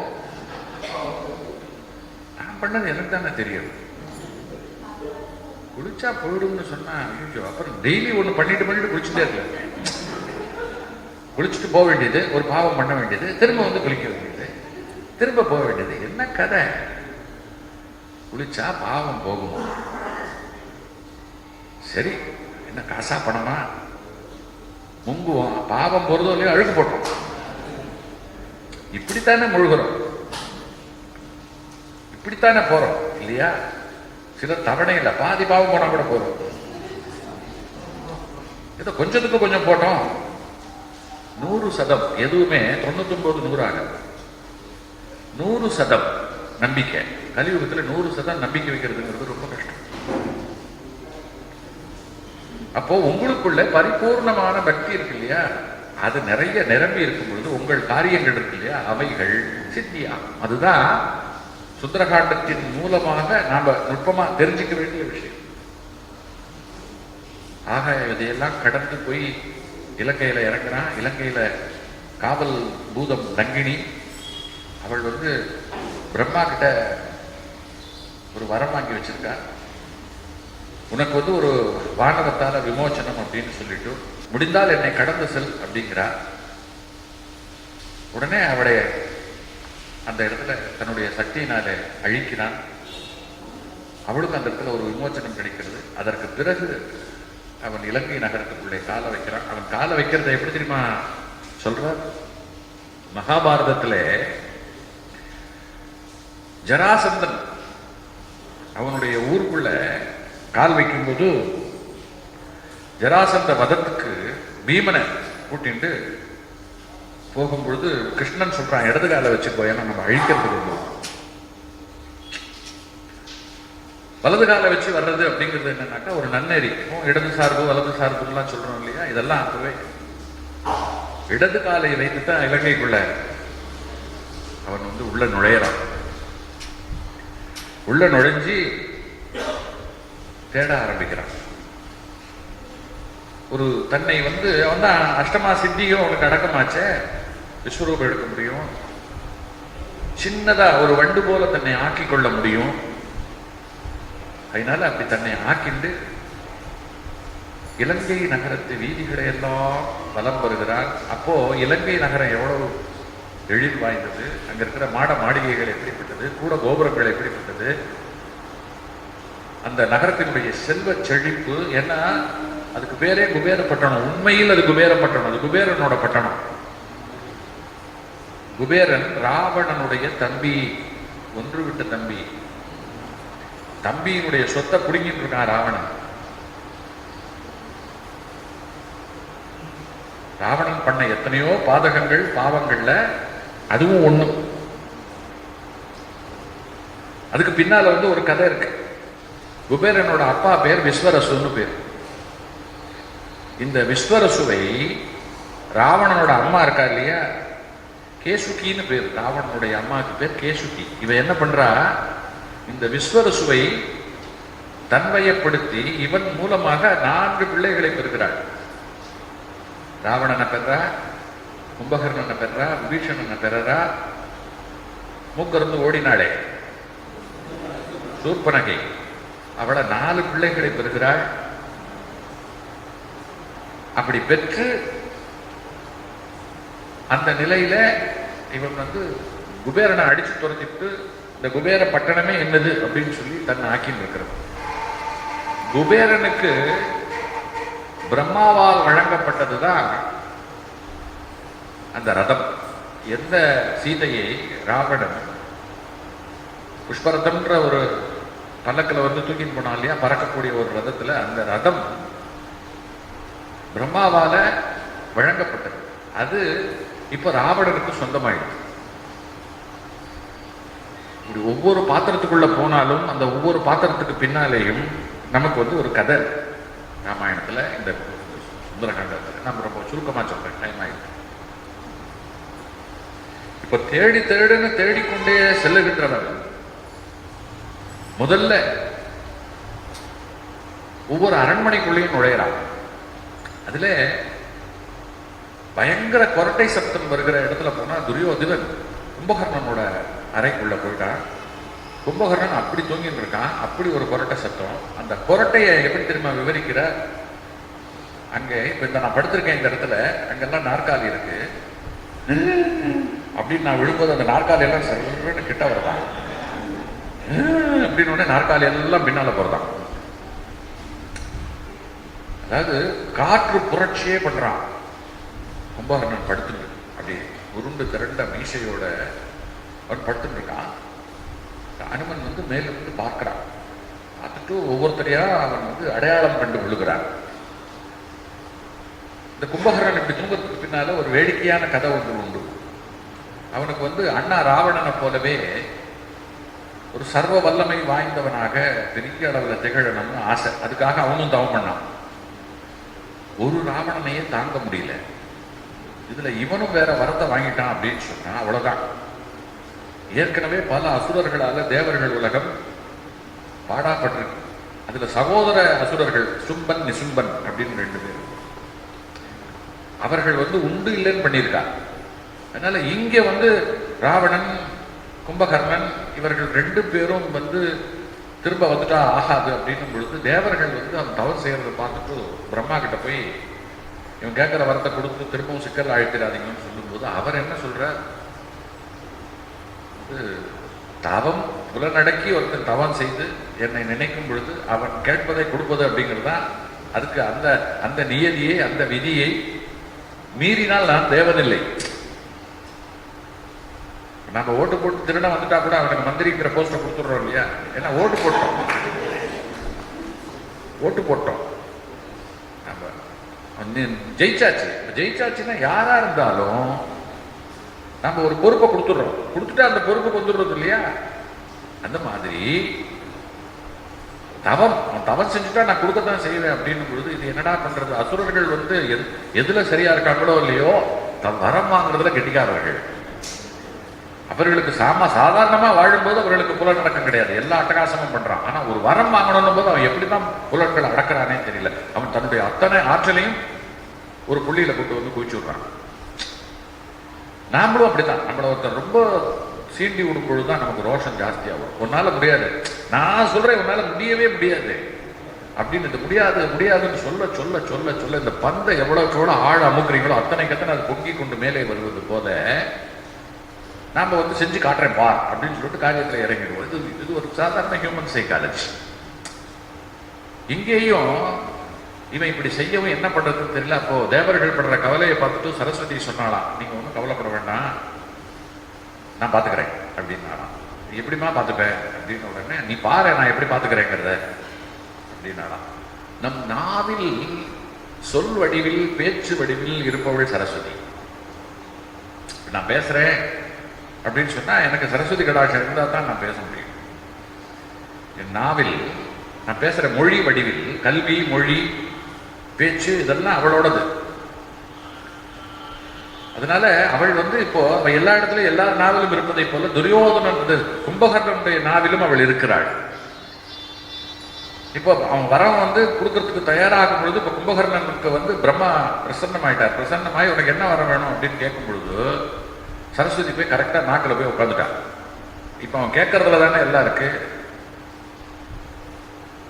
அவன் கேட்க நினைச்சது என்னன்னா எங்க அண்ணனை போல நித்தியத்துவம், அதாவது அழியாத நிலை, நித்தியத்துவம்னு கேட்கறதுக்கு அவனுக்குள்ள தோன்றது. அந்த நித்தியத்துவம்னு அவன் சொல்ல வரும்போது நாக்குல இருந்து அப்படி ஒரு ட்விஸ்ட் பண்ணி விடுறா. உடனே அது என்ன ஆயிடுறது, எனக்கும் நித்திரைத்துவம் வேண்டும் அப்படின்னு கேட்டுடுறான். உடனே பிரம்மா ஒரு தடவை தான், அப்புறம் இந்த திரும்ப கேட்டா என்ன பண்றது, ததாஸ்துன்னு சொல்லிட்டு மறைஞ்சிட்டாராம். அதாவது நித்தியத்துவத்தை கேட்கறதா நினைச்சிட்டு நித்திரைய தூக்கத்தை கேட்டான். அதனால அவன் எப்ப பாரு தூங்கு மூஞ்சி அப்படின்னு சொல்லிட்டு ஒரு வேடிக்கையான கதை கும்பகர்ணனுடைய பின்புலத்துல உண்டு. கும்பகர்ணனை பார்க்கறான். அதுக்கப்புறம் பக்கத்தில் இருக்கக்கூடிய அறைக்கு சென்று அங்க இருக்கக்கூடிய ராவணனுடைய பத்தினியான மண்டோதரியை பார்க்கிறான். அதற்கு பிறகு இந்திரஜித்தை பார்க்கிறான். அதற்கு பிறகு விபீஷணனை பார்க்கிறான். அதுல ஒவ்வொருத்தரை பார்க்கும் பொழுதும் அவர்களுடைய தோற்றத்தை வைத்து அவர்கள் எப்படி என்பதை தெரிந்து கொள்ளுகிறான். அதற்கு பிறகு விபீஷணனை பார்க்கும் பொழுது விபீஷணனுடைய இந்த ஒரு பணிவான அந்த கூட்டத்தில் விபீஷணன் வந்து தப்பி புறந்துட்ட ஒருத்தன். ஒரு ஆச்சரியமான ஒரு பிறப்பு. அதுக்கு பின்னாலேயும் கதை உண்டு. ஏன் அவன் விபீஷணன் மட்டும் இப்படி எப்படி கும்பகர்ணனுக்கு ஒரு கதை இருக்கும், அது போல விபீஷணனுக்கும் முற்பிறப்பு, அந்த முற்பிறப்புல அப்படின்னு சொல்லிட்டு ஒரு கதை உண்டு. அதை பேசுறதுக்கு இப்ப அவகாசம் இல்லை, எல்லாரும் சொல்றாங்க. இப்படி எல்லாரையும் பார்த்துட்டு கடைசியில் ராவணேஸ்வரனை பார்க்கறான். அதுல இந்திரஜித்தை பார்த்து வியக்கிறான். என்ன அழகு, என்ன தேஜஸ் அப்படின்னு சொல்லிட்டு வியக்கிறான். இந்திரஜித்து உண்மையிலேயே அவனுடைய பெயர், ராவணன் சூட்டின பெயர் மேகநாதன். இந்திரன் கிட்டேயே போராடி அவனுடைய வஜ்ராயுதத்தையே அவன் கவர்ந்த காரணத்தினாலே அவ்வளவு வீரம் இருந்தது அவனுக்கு. அதனால அவனுக்கு இந்திரஜித்துன்னு பேர். இந்திரனையே வெற்றி கொண்டவன் அப்படிங்கிற பொருள்ல தான் இந்திரஜித்துங்கிற பேர் அவனுக்கு வந்தது. இப்படி எல்லாரையும் பார்க்கறான். ஆனால் சீதை மட்டும் எங்க இருக்கா அப்படின்னு தெரியல. தேடி தேடி அலைஞ்சதுல அங்க மதுபானம் செய்கின்றவர்களை பார்க்கிறான், சம்போகம் செய்கின்றவர்களை பார்க்கிறான். இப்படி அவன் பார்க்கிற காட்சிகள் இருக்கு இல்லையா, அது இலங்கை அப்படிங்கிறது ராவணனுடைய ஆட்சியில சம்போக நகரம். அதாவது மது, மாமிசம், மங்கை அப்படின்னு சொல்லிட்டு கண்களுக்கு நாராசமான காட்சிகள் தான் அவனுக்கு தெரியும். இருந்தும் அவன் ஒரு பரம சிவபக்தன். அதனால அங்கங்கே வேத மந்திர முழக்கங்களும் அவன் காதுல விழது. இவ்வளவு மோசமான இடத்துல இந்த மாதிரி ஒரு விஷயம் அப்படிங்கிற போல ஒரு கட்டத்துல அவனுக்கு மனம் சோர்ந்து போறது. எங்கேயுமே இல்லையே, நாம தவறா வந்துட்டோமா, இந்த ஊர்ல தான் இருக்கா அப்படின்னு சொல்லிட்டு, இந்த ஊர்ல ஒருவேளை இருந்தா இப்படி நாம தேடி கண்டுபிடிக்கிற நிலையிலேயே அவன் வச்சிருப்பான். எங்கேயாவது அவன் ஒரு பாதாள குகைக்குள்ள கொண்டு போய் வச்சிருக்கலாம், எங்கேயாவது ஒளிச்சு கூட வச்சிருக்கலாம். நாம வந்த காரியம் தோற்று போயிடுமோ, ராம காரியம் தோற்று போகுமோ, ராமனுக்கு நம்மளால எந்த உதவியும் செய்ய முடியாதோ, நம்மளை நம்பி வந்தவருக்கு நாம அவ்வளவுதானா, நாம போய் நான் எல்லா இடத்துலையும் தேடினே கிடைக்கலன்னு சொல்றதுக்கு நான் எதற்கு, எனக்கு எதுக்கு அத்தனை வரும் அப்படின்னு சொல்லிட்டு கலங்குறான். கலங்கி அப்படியே மனசுக்குள்ள, அதாவது ஒரு காரியத்தில் இறக்கும் பொழுது நமக்கும் சோதனை வரும், துக்கம் வரும், தளர்ச்சி வரும், எப்படி செய்ய போறேன்னே தெரியல அப்படின்னு அலுப்பு வரும். அதெல்லாம் தானே பிரச்சனை. அப்ப இங்க அதெல்லாமும் அனுமனுக்கு வருது. ஆனா அனுமன் அதை எப்படி மீள்றான் தெரியுமா? ராம் ராம் ராம் அப்படின்னு சொல்லிட்டு அந்த ராம நாமம் இருக்கு இல்லையா, அந்த நாமத்தை அப்படியே மெய்யுருக சொல்றான். பிரபு, உங்களுக்கு என்னால உதவி செய்ய முடியாம போயிடுமோ, என் காரிய சித்தி, ஒருவேளை நான் நினைக்கிறதுனால என்னால செய்ய முடியலையா, என் சக்தி எல்லாம் எங்க போச்சு, நான் இப்ப என்ன செய்வேன், எப்படி செய்வேன் அப்படின்னு சொல்லிட்டு ராம் ராம் ராம் அப்படின்னு தன்னை மறந்து அந்த வார்த்தையை சொல்லி, ராம நாமத்தை சொல்லி செய்யும் பொழுது மேலிருந்து ஒரு விண்ணிலிருந்து ஒரு நட்சத்திரம் அப்படி கீழே விழுது. அது பக்கத்தில் இருக்கக்கூடிய அசோகவன காட்டுக்குள்ள விழுந்த உடனே அவனுக்குள்ள ஒரு எண்ணம், இவ்வளவு நாள் ஆகாசத்தை பார்த்துட்டு இருந்தோம், எண்ணிறந்த நட்சத்திரங்கள், ஆனா ஒரு நட்சத்திரம் மட்டும் அப்படியே நான் பார்க்கும் பொழுது ராம் ராம் ராம் என்று சொல்லும் பொழுது விழுந்தது. ஒருவேளை அது எனக்கு வழிகாட்டுகிறதோ, நாம் அது விழுந்த இடத்துல போய் பார்த்தா என்ன அப்படின்னு சொல்லிட்டு அங்க போய் பார்த்தா மரத்தடியில சீதை, நல்ல பச்சை வாழை இலை இருக்கு இல்லையா, அத அனல்ல வாட்டி எடுத்துட்டு போட்டா எப்படி இருக்கும், அது போல துவண்ட தோற்றமோடு விரிந்த கூந்தலோடு மரத்தடியில அந்த ராத்திரியில தூக்கம் இல்லாமல் அப்படியே அழுதுன்னு இருக்கா. கண்ட கண்ணீர் ஒழுங்கு.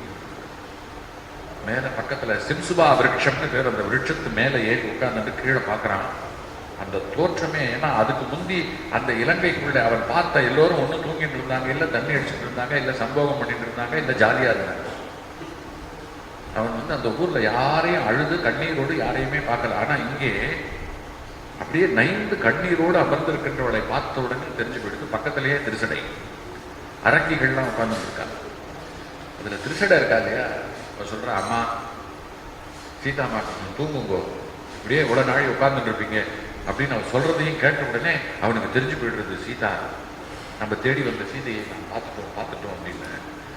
இப்போ சீதை என்ன நினைக்கிறா தெரியுமா, கரெக்டா இவன் பார்க்கும்போது மேலிருந்து இவன் பார்க்கும் பொழுது அவளுக்குள்ள ஒரு எண்ணம் என்ன தெரியுமா, பல மாசம் ஆச்சு, நாள் ஓடிக்கிட்டே இருக்கு, என்னுடைய பிரபு எப்படி இருந்தாலும் என்னை தேடிக்கொண்டு வருவார், என்னை காப்பாத்தி என்னை மீட்டு கொண்டு போவார் அப்படிங்கிற நம்பிக்கையில நான் இங்க உட்கார்ந்துட்டு இருக்கேன். ஆனால் அது இந்த நொடி வரை நடப்பதாக தெரியல.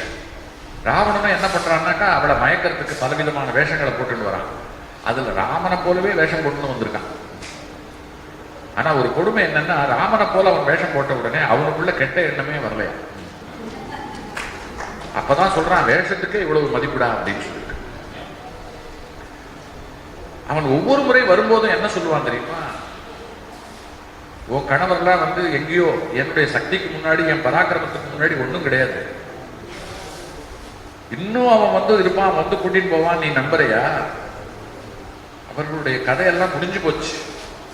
உனக்கு என் விருப்பத்துக்கு இணங்குவதை தவிர உனக்கு வேற வழி கிடையாது அப்படின்னு இவன் தீட்டிக்கிறது, கிணாத்திக்கிறது இருக்கு இல்லையா, அதெல்லாம் அவளுக்குள்ளே ஓடி அவள் மனசுக்குள்ள பேசாம நாம தற்கொலை பண்ணிக்கலாமா, நம்ம ஏன் ஆத்மஹத்தியை பண்ணிக்க கூடாது அப்படின்ற ஒரு எண்ணம் வந்து, அதற்காக அவள் முனையும் பொழுது மேலிருந்து ராம் ராம் ராம்னு குரல் கொடுக்குறான். என்னடா அது, என்னுடைய நாதன் குரல் இங்க எங்கிருந்து வருகிறது அப்படின்னு சொல்லிட்டு அவ பாக்குறா. மேலிருந்து கீழே குதிக்கிறான். குதித்த மாத்திரத்தில் மண்டிட்டு, நம்ம எல்லாம் ஆலயத்துல பாக்குறோங்க ஒரு கோலம், ஒரு மண்டி போட்டு ஒரு இது நிமிர்ந்த நிலையில, அந்த மாதிரி வந்து அப்படியே கண்கள்ல ஜலத்தாரையோடு அப்படியே பாக்குறோம். ராம் ராம் ராம் ராம் ராம் ராம் அப்படின்றது மட்டுமல்ல, இந்த இடத்துல அந்த ராமாயண கதை இருக்கு இல்லையா, அதாவது தசரத புத்திரனாக ராமன் பிறந்தான், அதுக்கப்புறம் காட்டுக்கு போனான், விஸ்வாமித்திரரோட வதம் பண்ணான், அதுக்கப்புறம் திரும்பி வந்தான், அதுக்கப்புறம் மிதிலைக்கு போனான், மிதிலையில அவளை பார்த்தான், வில்ல உடைச்சான், கல்யாணம் பண்ணிட்டான், அதுக்கப்புறம் ஆளை வந்தான், கைகைக்கு வரம் கேட்டா, காட்டுக்கு போன்னு சொன்னா அப்படின்னு சொல்லிட்டு அந்த வரலாறு இருக்கு இல்லையா, அந்த வரலாறை அப்படியே சொல்ல சொல்ல சொல்ல சொல்ல சீதைக்கு வந்திருப்பது வந்து ராவணனுடைய ஏவல் சக்தி அல்ல. ராவணனே கூட அப்படி வரலாம், இவனுக்கு நம்ம வரலாறு முழுக்க தெரிஞ்சிருக்கு அப்படின்னு சொல்லும்போது அதுக்கப்புறம் சொல்றான், அம்மா நான் வந்து பிரபுவால உங்களை தேடிக்கொண்டு இங்கே அவரால் அனுப்பப்பட்ட ராமதூதன், உங்களை நான் இந்த நிலையில பார்ப்பேன் அப்படின்னு எதிர்பார்க்கல, ஆனா பார்த்துட்டேன், ரொம்ப மகிழ்ச்சி. நீங்க இனிமேலும் இதை பத்தி கவலையோ வருத்தமோ படக்கூடாது அப்படின்னு சொல்லி அவளுக்கு மேலும் நம்பிக்கை, ரொம்ப ரொம்ப சுருக்கமா சொல்றேன், மேலும் நம்பிக்கை வருவதற்காக ராமன் கொடுத்து அனுப்பின அந்த கணையாழி இருக்கு இல்லையா, அதை எடுத்து கொடுக்குறான். அதை அப்படி கையில வாங்கிக்கிற மாத்திரத்துல ராமனையே பார்த்துட்ட சந்தோஷத்துல அவள் கண்ணீரால் அந்த கணையாழிக்கு அபிஷேகம் செய்கிறாள். பதிலுக்கு தன்னுடைய சூடாமணி இருக்கு இல்லையா, அதை எடுத்து அவங்ககிட்ட கொடுக்குறாங்க. இந்த சூடாமணிக்கு ஒரு கதை உண்டு. அமிர்தம் கிடையும் பொழுது பார்க்கடல்ல எல்லாம் கற்பக விருட்சம் வந்தது, காமதேனு வந்தது, தன்வந்திரி வந்தார், மகாலட்சுமி வந்தார், சிந்தாமணி வந்தது, அதுல வந்ததுதான் சூடாமணியும். அது வந்து ஒரு அசாத்திய செல்வம். அது மிதிலை ஜனகன் கிட்ட இருந்து அது ஒரு பரிசாக அவர்களுக்கு கிடைத்தது. அதனால ரொம்ப விலை உயர்ந்தது. 10 ரூபாய்க்கு 3 பொருள்ல ஒண்ணு அல்ல. தலைக்கே கிளிப்பு போட்டுக்கிறது அப்படின்னா உடனே அப்படி தோணும். சூடாமணி அப்படிங்கிறதுக்கு பின்னால ஒரு பெரிய விஷயம், கணையாழி அப்படிங்கிறதுக்கு பின்னால ஒரு பெரிய விஷயம். அந்த சூடாமணி அவள் தந்து அந்த இடத்துல அவள் ராமனோடு தனக்கு இருந்த வனத்துல வாசம் செய்யும் பொழுது நேரிட்ட அந்த அனுபவங்களை எல்லாம் பகிர்ந்துக்கிறார். ஒவ்வொரு முறை அந்த காட்டுல என்னென்ன நடந்தது அப்படிங்கிறது இருக்கு இல்லையா, அதெல்லாம் இந்த இடத்துல அவள் எடுத்து சொல்றா. சொன்ன நிலையிலே அனுமன் அவளுக்கு ஆறுதல் சொல்லிவிட்டு, நான் இப்பவே போய் நீங்க இருக்கிறத பார்த்துட்டேன், நீங்க இருக்கிற இடம் தெரிஞ்சு போச்சு, இனிமே தாமதம் கிடையாது, இனிமே உங்களை மீட்டு கொண்டு செல்லுவது ஒன்றுதான் வழி. அதற்கு முன்பு இங்கே வந்து அனாச்சாரமாகவும் அரக்கத்தனமாகவும் அக்கிரமம் செய்து கொண்டிருக்கக்கூடிய இவர்கள் அத்தனை பேரையும் அழிப்பது அப்படிங்கிறது இல்லையா, அதை முதல்ல செய்தாகணும் அப்படின்னு சொல்லிட்டு கிளம்புறதுக்கு முந்தி என்ன பண்றான், ஒரு வினாடி யோசிக்கிறான். அதாவது நேரா ராவணனுக்கு போய் ஒரு வார்னிங் கொடுக்கணும், கடைசி சான்ஸ், ஒரு இறுதி வாய்ப்பை கொடுப்போம் அப்படின்னு சொல்லிட்டு அவன் வந்து அது அவனை தேடி நாம போக வேண்டாம், அவனே நம்மளை வந்து கொண்டு போகட்டும் அப்படிங்கிற மாதிரி அந்த வனத்தை சர்வநாசப்படுத்துகிறார். அங்க இருக்கக்கூடிய பெரிய பெரிய மரங்களை எல்லாம் பிடுங்கி வீசி எறிகிறார். யானைகளை தூக்கி வீசுகிறார். அந்த அட்டகாசம் இருக்கு இல்லையா, இலங்கை அதிருகிறது. அப்படியே பறவைகள் எல்லாம் படபடத்து பறக்கிறது. அரண்மனைக்குள்ள தூக்கத்தில் இருக்கக்கூடிய ராவணன் இருக்கான் இல்லையா, அவன் வந்து எழுந்திருந்து என்ன சத்தம், இந்த இலங்கைக்குள்ள என்ன இன்னைக்கு அப்படின்னு சொல்லிட்டு கேட்டு அவன் வந்து வரிசையா ஒவ்வொருத்தரையா அனுப்புறான். யாருன்னு போய் பார்த்துட்டு வாங்கோ அப்படின்னு சொல்லிட்டு. அது வந்து ஒரு பெரிய லிஸ்ட். ராவணனுடைய படை இருக்க, அந்த படையில யார் யாரெல்லாம் வந்து அனுமன் கிட்ட அடிபட்டு போறான், அனுமன் அவ்வளவு பேரையும் வந்து தும்சம் பண்றான் அப்படிங்கிறது இருக்கு. அது ஒரு பெரிய லிஸ்ட். அவர்களுக்கு பருவ வீரர்கள்னு அவங்ககிட்ட ஒரு செட் இருக்கு. இப்போ நமக்கு வந்து நம்ம தேசத்துல வந்து தரைப்படை, விமானப்படை அப்படின்னு சொல்லிட்டு நம்ம கடற்படையெல்லாம் வச்சுட்டு இருக்கோம் இல்லையா, அந்த மாதிரி ராவணனுடைய ஆட்சியில அவருக்கு பருவ வீரர்கள் இருக்கா.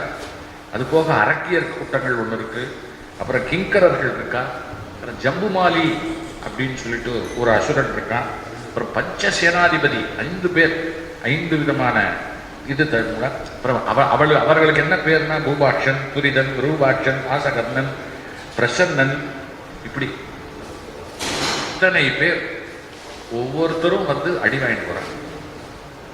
யாராலையும் அனுமனை பிடிக்க முடியல, கட்டுப்படுத்த முடியல. அவனுடைய கூட்டத்தை அடிச்சு நொறுக்கி சர்வநாசம் பண்றான். இறுதியில இந்திரஜித் அவன் வந்து தன் வசம் இருக்கக்கூடிய பிரம்மாஸ்திரத்தை பிரயோகிக்கும் பொழுது அந்த பிரம்மாஸ்திரத்துக்கு தான் கட்டுப்படணும், அதுதான் அழகு அப்படின்னு சொல்லி கட்டுப்பட்டவனாக மயங்கி விழ, அதற்கு பிறகு அவனை கட்டி தூக்கி கொண்டு போய் நேர ராவணனுடைய சபையில நிறுத்துகிறார்கள். அப்படி நிறுத்தின நிலையில அவன் சொல்றான், நான் ராம தூதன் வந்திருக்கேன், உன்னை பார்க்கணுங்கிறதுக்காக தான் இந்த இவ்வளவு சேட்டை பண்ணேன், என்னுடைய பலத்தை தெரிந்து கொண்டிருப்பாய். ராமனுடைய படையில் நான் ஒருவன், என் ஒருவனையே உன் கூட்டத்தினால சந்திக்க முடியல. அப்ப என்னுடைய தலைவன் எப்பேற்பட்டவன், அவன் வீரன் எப்படிப்பட்டதுங்கிறது நீ தெரிஞ்சுக்கணும், அதுக்காகத்தான் நான் இதையெல்லாம் செய்தேங்கிறான். அதுக்கு முன்னால தூதன்னாக்கா உட்கார வச்சு பேசணும், உனக்கு அந்த நாகரிகம் இல்லையான்னு கேட்கிறான். உனக்கு என்ன நாகரிகம், குரங்கு நீ அப்படின்னு சொல்லிட்டு அவன் திட்டும் பொழுது தன்னுடைய வாளாலேயே ஆசனம் அமைத்து அதன் மேல் அவன் அமர்ந்து கொண்டு பேசுகிறான். உடனே ராவணனுடைய சபையில யாருமே அவனுக்கு சப்போர்ட்டா இல்லை, விபீஷணன் மட்டும் அந்த இடத்துல, அதாவது எப்பேற்பட்ட இடத்துலையும் ஒருத்தன் விதிவிலக்கா இருப்பான் அப்படிங்கிறதுக்கு தகுந்தார் போல விபீஷணன் அந்த இடத்துல சொல்றான், இந்த மாதிரி தூது வந்தவர்களை நாம வந்து இப்படி நடத்தக்கூடாது, அது இலக்கணம் அல்ல. அதனால அவன் வந்து நமக்கு எச்சரிக்கை விடுக்கிறான், அதற்கு தகுந்தார் போல தூதுவர்கள்கிட்ட நாமளும் என்ன சொல்லணும்னா, நம்ம என்ன சொல்லணுமோ அந்த செய்தியை சொல்லித்தான் அவனை அனுப்பணும், அதுதான் அழகு அப்படின்னு சொல்லும் பொழுது அங்க இருக்கிற அத்தனை பேரும் நாம எல்லாரும் ஒரு மாதிரினா அந்த விபீஷணன் மட்டும் எப்பொழுதுமே இந்த மாதிரி, இவன் வந்து தவறி போய் நம்ம வம்சத்துல வந்து பிறந்துட்டவன் அப்படின்னு சொல்லி அதற்கு பிறகு ஒரு யோசனை அங்க இருக்கக்கூடிய அத்தனை பேருக்கும் நடுவில் வருகிறது. இதுல மகாபார்கவன் அப்படின்னு ஒருத்தர் இருக்கான், அவன் தான் சொல்றான், தண்டிக்காமல் இந்த குரங்கை அனுப்பக்கூடாது, இந்த குரங்கு இலங்கைக்கு அப்படிப்பட்ட ஒரு சேதத்தை செய்திருக்கிறது, நீங்க வந்து பார்த்தா தெரியும், குண்டு விழுந்த ஒரு நகரம் எப்படி இருக்கும் அந்த மாதிரி இருக்கு, கிட்டத்தட்ட 3/4 விஷயத்தை அழிச்சுட்டான் அப்படின்னு சொல்லும் பொழுது அதுக்கு தகுந்ததை செய்யணும் போது ஒருத்தன் எழுந்திருந்து மொட்டை அடிக்கணுங்கிறான், ஒருத்தன் எழுந்திருந்து கருப்புள்ளி செப்புள்ளி குத்தணுங்கிறான், ஒருத்தன் எழுந்திருந்து கை காலை வெட்டிவிடணும், ஒரு கையை ஒரு காலை வெட்டிவிடணும் அப்படிங்கிறான். இப்படி ஆளுக்கு அதுக்கு எப்படி தண்டனை கொடுக்கலாம் அப்படின்னு சொல்லும் பொழுது இதெல்லாம் தப்பு, இப்படி எல்லாம் செய்யக்கூடாது, அவன் தூதன், அவன்கிட்ட நம்ம வீரத்தை காட்டக்கூடாது, நம்ம வீரத்தை அங்கதான் காட்டணும் அப்படின்னு சொல்லும் பொழுது இந்த மகாபார்கவன் இருக்கான் இல்லையா, அவன் தான் சொல்றான், குரங்குக்கு வந்து ரொம்ப விசேஷமானது வால், இந்த வாலை வெட்டி விடுவோம், வால் இல்லாத குரங்கு இருக்கு இல்லையா, அது வந்து மீசை இல்லாத ஆண்மகன் போல, அழகில்லாத ஒரு பெண்ணை போல, அதனால வாலு தானே, இந்த வாளால தானே ஆசனம் அமைத்துக் கொண்டு உட்கார்ந்தான், அதனால அந்த வாலை நம்ம என்ன பண்ணிடுவோம், நாசம் பண்ணிடுவோம் அப்படின்னு சொல்லி என்ன பண்றான், அந்த வால்ல துணியை சுத்தி தீய வச்சா வால் கருகிடும், மொட்டை வாலோட போய் நிக்கட்டும், நாம வந்து அதுக்கு வந்து அவனை நம்ம என்ன பண்ணோங்கிறதும் தெரியட்டும், அதுக்கப்புறம் அவன் வரட்டும், வந்தா நம்ம பார்த்துக்கலாம் அப்படின்னு சொல்லி அந்த வாளுக்கு தீ இடுகிறார்கள். அதுக்காக அவங்க கொண்டு வந்த துணி சுத்தினது, குடமா கொண்டு வந்து எண்ணெயை ஊத்தினது, ஏன்னா அவ்வளவு நீள வால். ஹனுமனும் விட்டுட்டான் நீளமா, ஏன்னா சின்ன வாளால என்னத்தை செய்ய முடியும், எவ்வளவுக்கு எவ்வளவு நீளமோ அத்தனைக்கு எத்தனை தீ வைக்கலாம். அவ்வளவையும் துணியை சுத்தி எண்ணெயை கொண்டு வந்து ஊத்தி தீய வச்ச உடனே நம்ம சொல்றோம்ல வாலாட்டாதே அப்படின்ற வார்த்தை இங்கிருந்து தான் முளைச்சு. என்கிட்ட வாலாட்டுற வேலை வச்சுக்காத அப்படிங்கிற அந்த வால் அப்படிங்கிறது இருக்கு இல்லையா, வாலை தொட்டு பேசலாம் நிறைய. ஏன் மிருகத்துக்கு குறிப்பா குரங்குக்கு மட்டும் பெருசா வால், மனிதர்களுக்கு ஏன் இல்லை, அதனால என்ன பெருசா ஆறுது அப்படின்னு சொல்லிட்டு அந்த வால் அப்படிங்கிற அந்த வார்த்தை இருக்கு இல்லையா, அதை வைத்துக்கொண்டே நம்ம நிறைய பேசலாம். இப்போ சிந்தனைக்குரிய ஒரு விஷயம் அது. இப்போ அப்படி வச்சு அந்த தீயோடு சுற்றி இலங்கை நகரம் முழுக்க தீயை வச்சுடுறான். தீயை வச்சுட்ட நிலையில தான் திடீர்னு முடிச்சுக்கிறான். இலங்கை பற்றி எரிகிறது. அப்பதான் அவர்களுக்கும் தெரிகிறது நாம பெரிய தப்பு பண்ணிவிட்டோம். அதாவது நீ நம்ம ஊரை காலி பண்ணுன்னு நாமளே எடுத்து கொடுத்த மாதிரி ஆகி போயிடுது. நம்ம முட்டாள்தனம் பண்ணிட்டோம்னு இங்க இவர்கள் எல்லாரும் நினைத்து கொண்டிருக்கும் பொழுது அவனுக்கும் ஒரு எண்ணம், இந்த ஊருக்குள்ளதானே வனத்துக்குள்ள சீதை இருக்கா, இப்படி தீப்பிடிச்சு எரிஞ்சுதுன்னு சொன்னா சீதா தேவிக்கும் அது பங்கமாச்சு. ஐயோ இந்த காட்டுக்குள்ள இருக்குமே, நாம என்னதான் இருந்தாலும் குரங்கு புத்தி நமக்குள்ளேயும் இன்னும் கொஞ்சம் இருக்கு. அது போல கோபத்துல நமக்கு என்ன செய்யறோங்கிறது தெரியல. அடடா அறிவிழந்து விட்டேனே அப்படின்னு சொல்லிட்டு கலங்கி போய் ஓடி போய் திரும்பவும் சீதா தேவியை பார்க்கிறான். அந்த தீயால் அவளை மட்டும் எதுவும் செய்ய முடியல. அவள் தீக்கெல்லாம் தீக்கே அவதான் தீயே அவகிட்ட இருந்து தான் பிறந்து இந்த உலகத்துக்கு வந்து. அப்புறம் எந்த தீயால் அவளை என்ன செய்ய முடியும்? இவன் ஏற்கனவே எந்த தீயும் உன்னை ஏதும் செய்யாதுக்கு அக்னி கிட்ட வரத்தை வாங்கினான். இவனுக்கு மட்டும் என்ன ஆயிடும்? இந்த மாதிரி கோபத்துல நான் எல்லாத்தையும் அழிச்சுட்டேன், எங்க உங்களுக்கு ஏதாவது ஆயிருக்குமோங்கிற பயத்தோட நான் வந்தேன் அப்படின்னு சொல்லி அவளுக்கு எதுவும் ஆகலைன்ற நிலையில இப்பவே கிளம்புறேன், போய் முதல்ல நாதன் கிட்ட விஷயத்தை சொல்லி அவரோடு உங்களை மீட்டுக் கொண்டு செல்வது ஒன்றுதான் இப்பொழுது அடுத்த கட்டம் அப்படின்னு சொல்லும்போது அவர் சொல்றா, இத்தனை நாள் இத்தனை நேரம் இதற்குள்ள வரல அப்படின்னு சொன்னா போய் சொல்லு, இந்த சீதையை அதுக்கப்புறம் எப்பவுமே பார்க்க முடியாது, நீ நாதனிடம் சொல் அப்படின்னு சொல்லி அவளும் சொல்ல, அதே போல திரும்ப பறந்து வருகிறான். பறந்து வரும்பொழுது மீண்டும் மைனாகமலை, அந்த மைனாகமலையில சொன்ன வாக்குக்காக இறங்குறான். உட்கார்ந்துட்டு போன்னு சொல்லும்பொழுது இல்லை இல்லை, ராமகாரியம் வெற்றிகரமாக முடிந்த பிறகுதான் எந்த சிந்தனையுமே, இப்போ பாதி காரியம் தான் ஆயிருக்கு, உனக்கு ரொம்ப நன்றி அப்படின்னு சொல்லிட்டு திரும்ப அந்த மலை மேலிருந்து பறந்து வரான். இங்கே கடற்கரை ஓரமாக வானரங்களும் அவ்வளவு பேரும் காத்து கொண்டிருக்கிறார்கள். அனுமன் பறந்து வருவதை பார்த்த உடனே எல்லாருக்கும் போனவன் திரும்பி வரான், நிச்சயமா நல்ல செய்தியோடு தான் வருவான் அப்படின்னு. அவன் உடம்பெல்லாம் காயம், எல்லா இடத்துலையும் வாலெல்லாம் வேற துணியை வச்சு எரிச்சிருக்கு இல்லையா, அதனால இருக்கிற தோரணமே ஒரு பெரிய போராட்டத்தை நிகழ்த்திவிட்டு வந்திருக்கிறான் அப்படிங்கிறத சொல்லாம சொல்றது.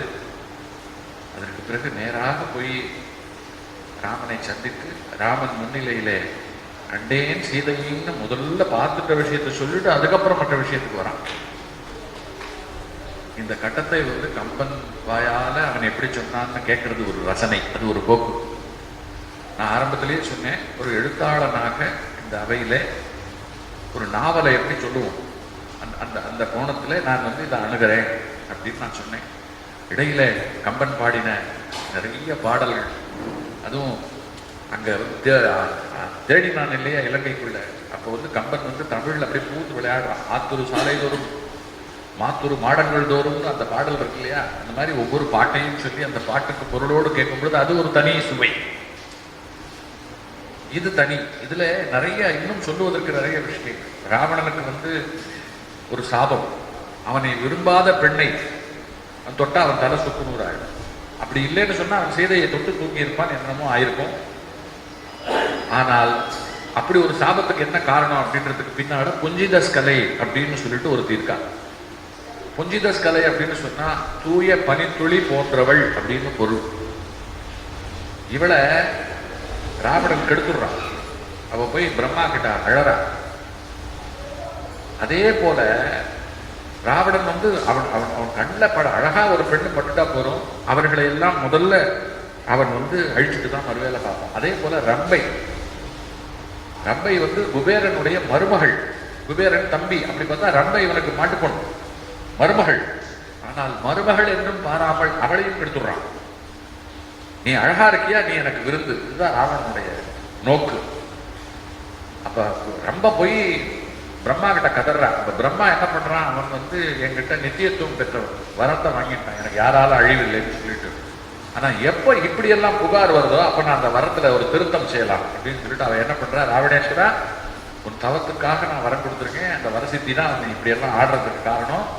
ஆனால் உன்னால் பாதிக்கப்பட்ட பெண்கள் இருக்காங்க இல்லையா, அவர்கள் அவர்களுடைய கணக்கு ரொம்ப கூடிக்கொண்டே போகிறது. நான் உனக்கு இப்ப சொல்றேன், நீ தீண்டக்கூடாத தேவபுத்திரியான ரம்பையவே தீண்டிட்ட, செய்யக்கூடாததை நீ செய்துட்ட. அதனால நான் உனக்கு ஒரு கூட்டு போடுறேன், இனி விருப்பம் இல்லாத எந்த ஒரு மகளிரை நீ தொட்டாலும் உன் தலை சுக்குநூறாகிவிடும் அப்படின்னு ஒரு சொல்ல. இப்படி ஒரு கூட்டெல்லாம் இருக்க போய் தான் சீதைக்கு இங்க எந்த கேடும் ஏற்படாமல் இருந்தது. அவளுடைய விருப்பத்தோடு அவளை தொடரணுங்கிறதுக்காக அவன் ஒவ்வொரு நாளும் போட்ட வேஷம், அவகிட்ட கதறினது, கெஞ்சினது, பேசினது, அதெல்லாம் அது மட்டுமே தனியா சொல்லிக்கொண்டே போகலாம். திருசடை விபீஷண புத்திரி இருக்கால, அவ சீதைக்கு எவ்வளவு தயவாக இருந்தால், எவ்வளவு அது ஒரு பக்கம். இப்படி உள்ளடக்கமான கதைகள், உள்ளடக்கமான விஷயங்கள் இருக்கு இல்லையா, இதெல்லாம் 2 மணி நேரத்துல அடக்கக்கூடிய ஒரு விஷயமே இல்லை. அதனாலதான் சிலர் என்ன பண்ணுவார், இவ்வளவு பெரிய சுந்தரகாண்டத்தை எல்லாத்தையும் மனசுக்குள்ள ஓடும், இந்த காட்சிகள் அவ்வளவும் ஓட சுருக்கமா சொல்றதுன்னு ஒண்ணு இருக்கு. பெரியவரே ஒரு ஸ்லோகமா அது சொல்லியிருக்காரு, அதை பாராயணம் பண்றது. என்னன்னாக்கா, ஸ்ரீராமம் ரகுகுல திலகம் சிவதனுசாக்ரி ஹத சீதா அஸ்தகரம் அங்குல்யா பரண சோபிதம் சூடாமணி தர்சனகரம் ஆஞ்சநேயமாஸ்ரயம் வைதேகி மனோகரம் வானர சைன்ய சேவிதம் சர்வ மங்கள காரியானுகூலம் சத்தம் ஸ்ரீ ராமச்சந்திர பாலயமாம் ஸ்ரீராம் ஜெயராம் ஜெய் ஸ்ரீராம். இந்த ஸ்லோகம் இருக்கு இல்லையா, இது ஒட்டுமொத்த சுந்தரகாண்டத்தை, அனுமனுடைய கதையை நாம நினைச்சு பார்த்த, நமக்குள்ளே நாம பூஜித்த ஒரு பயனை தரவல்லது. அதுக்குள்ள இருக்கக்கூடிய ஒவ்வொரு வரி, ஒவ்வொரு வார்த்தை இருக்கு இல்லையா, அதை விரிச்சுட்டு 1 மணி நேரம் 2 மணி நேரம் நம்ம பேசிட்டே போலாம்.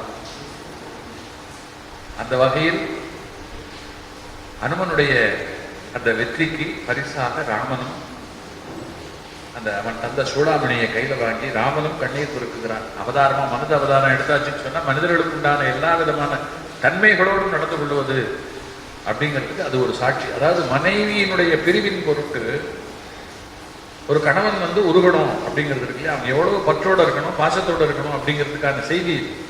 ஒரு மாவீரன் போய் அழலாமா அப்படின்ற கேள்விக்கெல்லாம் இந்த இருக்கிற இடம் கிடையாது. அப்படியே கண்ணீர் பெருக்குகிறார். அதற்கு பிறகு படை அமைத்தார்கள், பாலம் கட்டினார்கள், சென்றார்கள், வென்றார்கள், சீதையோடு திரும்பினார்கள். இந்த கதையெல்லாம் நமக்கு தெரியும்.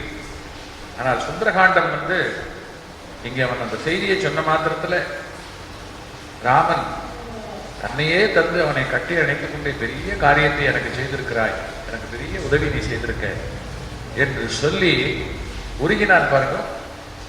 அந்த இடத்துல நிற்கிறது. இதுல அனுமனுடைய ஒரு மிகப்பெரிய சிறப்பு என்ன அப்படின்னு சொன்னா, ராமன் இந்த பிறப்பு முடிந்து வைகுண்டம் ஏகும் பொழுது தன்னை சார்ந்தவர்களை எல்லாம் அழைக்கிறான். அப்ப அனுமனையும் அழைக்கும் பொழுது அனுமன் சொல்றான், அதாவது நரகம் என்பது முழுக்க முழுக்க துன்பமானது, சொர்க்கம் என்பது முழுக்க முழுக்க இன்பமானது. இங்கேயும் உன்னை நினைக்க முடியாது, இங்கேயும் உன்னை நினைக்க முடியாது. இந்த 2ம் கலப்போடு இருக்கிற பூலோகம் தான் எல்லாருக்கும் சாஸ்வதம். இங்கதான் உன்னை நினைக்க முடியும். உன்னை நினைக்க முடியாத ஒரு சொர்க்கத்துக்கு வாழ்வதை விட, உன்னை நினைக்கவே முடியாத நரகத்தில் கிடந்து துன்பப்படுவதை விட, உன்னை நினைப்பதற்கு வாய்ப்பு கொடுக்கக்கூடிய இந்த பூலோகத்தில் நான் இருந்து கொண்டு உன்னுடைய பக்தர்களுக்கு காவலாகவும் உன்னுடைய நாமத்துக்கு காவலாகவும் நான் இருந்து கொண்டு தொடர்ந்து தொண்டு செய்து கொண்டே இருக்க விரும்புகிறேன். அதனால எனக்கு வைகுண்டத்தை விட உன் நாமத்தை சொல்லிக்கொண்டு இந்த பூலோகத்தில் வசிக்கிறது இருக்கு இல்லையா, அதுதான் எனக்கு ரொம்ப சிறப்பு அப்படின்னு சொல்ல, அப்படியே ஆகட்டும்னு சொல்லிட்டு அவனுக்கு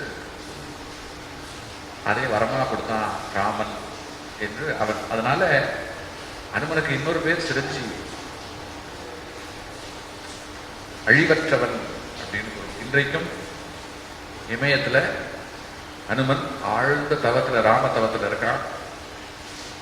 அவனை நினைத்து கொண்டு 18 லட்சம் தடவை ராமநாமத்தை சொல்லுகின்றவர்களுக்கு அவன் பிரசன்னமாறான். கனவுல வரான், நேர்ல வரான், ஏதோ ஒரு விதத்துல வரான்.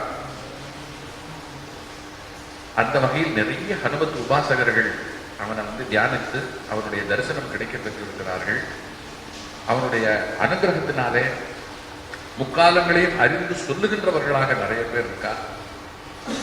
ஏகப்பட்ட ஹனுமத் உபாசகர்கள். ஹனுமத் உபாசகராக இருக்கிறதுன்றது பிரம்மச்சரியம் ரொம்ப முக்கியம். அதுல உடல் தூய்மை, உள்ள தூய்மை, ஆழ்ந்த சந்தேகத்திற்கு இடமில்லாத பக்தி, இவ்வளவோடும் ஒருத்தர் இருந்து ஹனுமனை துதி செய்யும் பொழுது அவன் நமக்கு பக்கத்துணை. அவன் மனத்தின் வடிவம். மனம் பக்தியோடும் அடக்கமாகவும் இருந்தால் அதால் ஆகாதது ஒன்றுமில்லை என்று சொல்லுபவன் ஹனுமன். ஆகினால ஹனுமனுடைய வழிபாடு, ஹனுமனுடைய ஸ்தோத்திரம், ஹனுமனுடைய அனுகிரகம் நமக்கு பூரணமாக இருந்தால் நமக்கு வாழ்க்கையில எந்த நிலையிலும் தோல்வி இல்லை, துவழல் இல்லை. அவன் எப்பவும் நம்ம மனசுக்குள்ள இருக்கட்டும். அவன் எப்ப இருப்பான்னு சொன்னா அவனுக்கு ரொம்ப பிடித்த நாமமான அந்த ராமநாமம் இருக்கு இல்லையா, அந்த நாமராமத்தை நாம சொல்லும் பொழுது ராம் ராம்னு சொன்னாலே அவன் வந்துடுறான், ஏதோ ஒரு வடிவத்தில் அங்கே வந்து விடுகிறான். அந்த வகையில் இன்றைய தினம் ஹனுமத் ஜெயந்தியான அவனுடைய இந்த நல்ல நாளிலே அவனுடைய பிரதாபத்தை உங்கள் முன்னிலையிலே பேசுவதற்கு கிடைத்த வாய்ப்பு இருக்கேன். அதுவும் அவனோட அனுகிரகம் தான். அதனால் அதற்காக நம்முடைய பாலு அவர்களுக்கு நன்றி சொல்லி என்னுடைய உரையை நிறைவு செய்து கொள்கிறேன். நன்றி, வணக்கம்.